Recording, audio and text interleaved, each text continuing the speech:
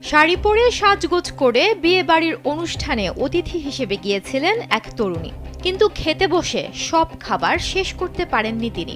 বিশেষ করে তার পছন্দের চিকেন থেকে যায়, এজন্য তিনি এক অদ্ভুত কাণ্ড করে বসেন। আসসালামু আলাইকুম প্রিয় দর্শক, জানিয়ে দেব এখনকার গুরুত্বপূর্ণ টপ নিউজটি। পুরো নিউজে আছি আমি নবনীতা শৈলী।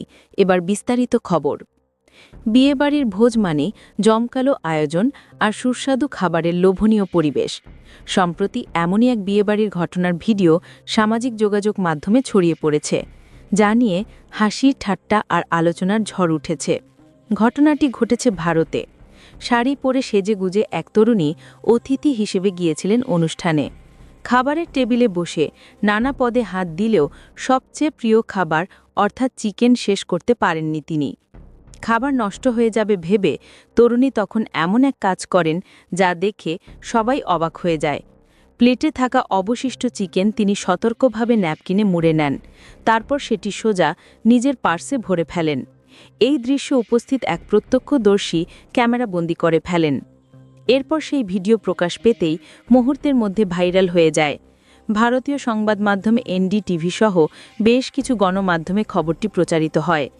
ভিডিওটি ঘুরে বেড়াতে থাকে সোশ্যাল মিডিয়ার বিভিন্ন প্ল্যাটফর্মে, আর সেখানে দেখা যায় নানা রকম প্রতিক্রিয়া। কেউ কেউ মজা করে লিখেছেন, অবশেষে জানা গেল মেয়েদের পার্সে শুধু টাকা পয়সা কিংবা প্রসাধনী নয়, খাবারও থাকে।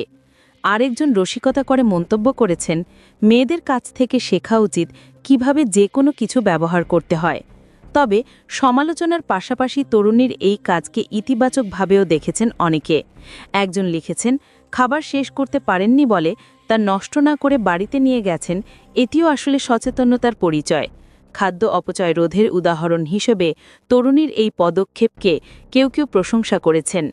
ঘটনাটি যতটা মজার ততটাই চিন্তার খোরাকও বটে।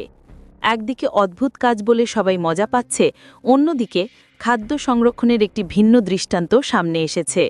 আর এই কারণেই বিয়েবাড়ির সেই ছোট্ট ঘটনাই এখন আলোচনার কেন্দ্রে। প্রিয় দর্শক, এই ছিল এখনকার গুরুত্বপূর্ণ নিউজ। আরও গুরুত্বপূর্ণ নিউজ নিয়ে ফিরছি কিছুক্ষণের মধ্যে। নিউজগুলো সবার আগে দেখার জন্য এই চ্যানেলটি সাবস্ক্রাইব করতে ভুলবেন না। ধন্যবাদ।